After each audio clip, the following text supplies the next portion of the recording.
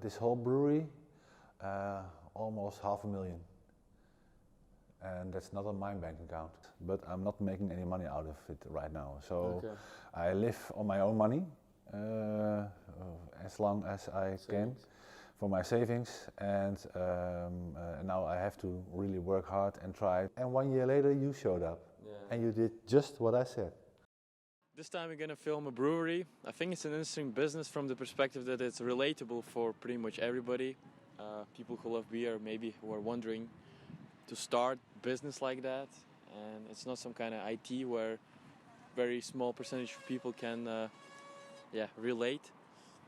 Let's go. Hi, Eanske. Hey, hello. How did you start this? How did I start this? Well, I started brewing at home like 20 years ago. Okay. And like 7 years ago, I ran out of a job. And I decided to start my own business in brewing beer. Okay. So I rent space in another brewery and I made some special beers, put it on the market. And somehow an investor noticed me. And like 3 years ago, he knocked on my door and said, well, let's start a brewery in Eanske. I said, okay. How did she notice you? Like, how did that happen? Well, he's been around. He is from Eanske. He now lives in Germany, and he's always doing business in the brewery world. And probably he liked it that somebody started a beer brand in his own birth town, Enschede, and he wanted to support me in money to set up this brewery. So was it really like really smooth transitions? Because in some other businesses, the terms the investors want are always really like they want the control and stuff like that. No. He does not want to control mine because I'm the person who knows about beer, who knows about brewery stuff. So he just wanted to support me, and it's almost like an angel investor. So I can do whatever I want. Of course, he wants his money back in a certain amount of time, but that's not in like 3 years. He said, well, if the first 5 years we're not going to make any money, and hopefully we earn it back in about 10, maybe 20 years. Okay. So it's like really cool person, same age as me, and it goes very good. So this place exists for 3 years, and 4 years before you were in the other brewery. Yeah, 4 years I was just having a job, and beside that I was doing selling my beer and try to make a brand out of it. Okay, that's cool. Yeah. So you kind of went in gradually because you used in the beginning the equipment of that brewery? Yeah, so, of another brewery. So yeah. I was a gypsy brewer, so as we call that. Yeah. Booming title. Yeah. So you used the basically the entry cost was like very low. Yeah.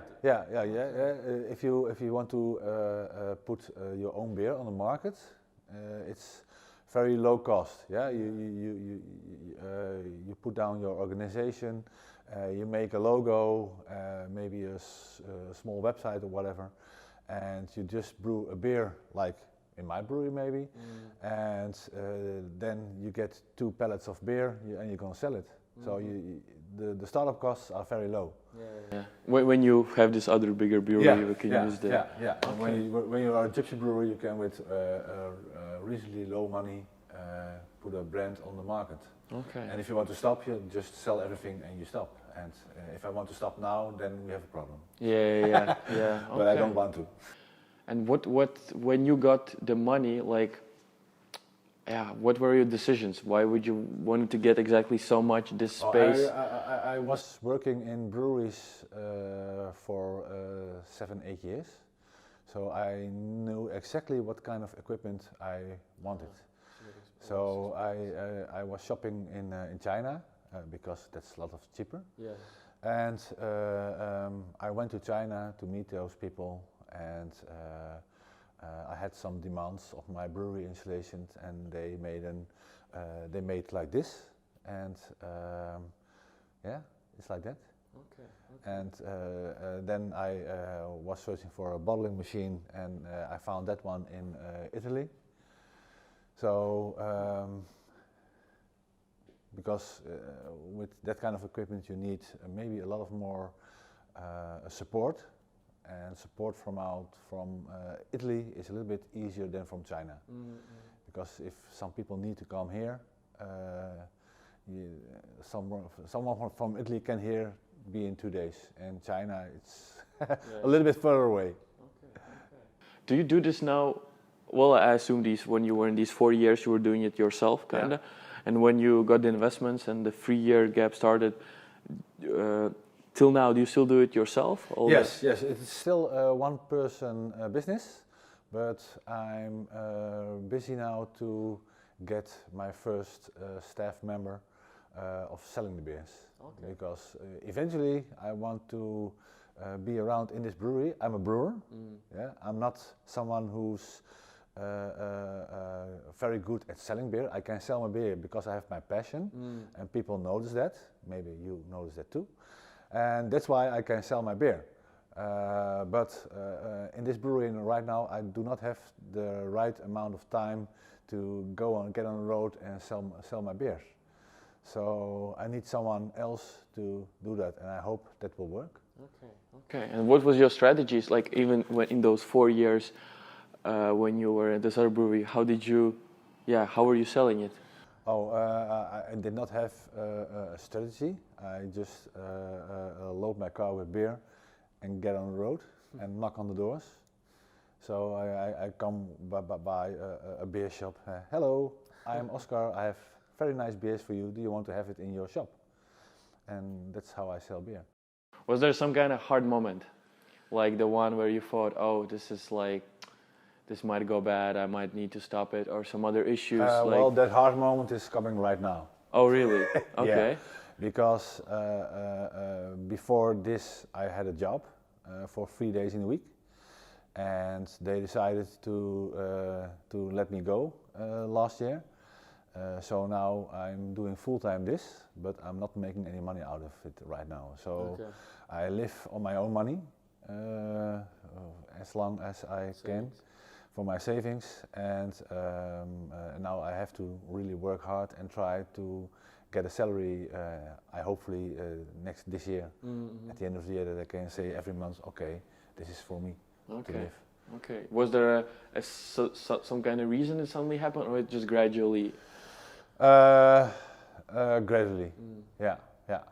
And also when I started to do everything for this brewery, to find equipment and everything you need to do before you get this, I had a moment that I was stopping with gypsy brewing, but we had a little bit of a delay for the filling machine and the labeler, so I had for like 6 months no beer.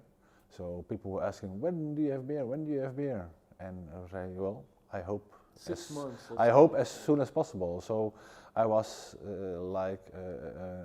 last year in February we made the first brew, and last year in September I got the bottle filler. So that's about 6 months. I couldn't do anything but brew some beer, but I had not the right equipment to sell it. Okay. So I had to wait for that. Yeah, so it's hops, water, and malts. Okay, yeah. And the rest is basically your knowledge. And yeast. And very important. And the rest is basically how you like the knowledge, the length, the temperature. It's already you. Yeah. Okay. I learned a lot during my brewing days, home brewing days, and my work at a few breweries. It's like being a chef cook. He knows how to cook a fine dinner. I know how to brew a fine beer. So a recipe for a beer is like 5 minutes. Oh, we're gonna brew an IPA. Okay, let's do this, and then it will be a fine IPA. Yeah. It's 5 minutes work. But I guess then the most expensive stuff in this kind of business is mainly the equipment. It's not really the people, because you don't need too much people. No, the equipment. That's what. That's why you need the money, because this whole brewery, almost $500,000. and that's not on my bank account. Yeah. And what's funny, when I started this business, I had an interview, and in that interview, the man asked me, "Do you want to have your own brewery?" I said, "Yes, I would love that, but then I need an investor who believes in me and who has the money to buy the right equipment." And 1 year later, he knocked on my door. The same person? No, Okay, the investor. And I thought, is this a coincidence or is it just magic? Yeah. And I showed him the article. I said, "Did you read this?" Yeah. "Oh, a nice article." "No, I didn't read this." Oh my God, it's like magic. I told him in an interview I need this and this and this if I want to have my own brewery, and 1 year later you showed up, and you did just what I said. So that was, funny. Yeah. These things happen. That's it. Yeah. And this was not like a dream. If it was my dream, I had searched myself for an investor. Oh, I want my own brewery. Can you pay me, or can you lend me some money or whatever? But it just happened to me. I always say in everything what I achieved right now, beer becomes me. Yeah. So this investor come to me, other companies who can sell beer come to me. So stuff happens to me, and it's all about beer. Yeah. What about the market? Do you focus only on local region like Eanske, Twente? No. The market for me is everything in the Netherlands. In the Netherlands. And maybe outside, I don't know. Do you have like a vision? Do you want it to be a famous Dutch brand all over the world? Or? Well, I wish it would be very nice if I can sell all my beers here in the region. Yeah, that would be nice because it's local and you don't have to drive very far. But this brewery has a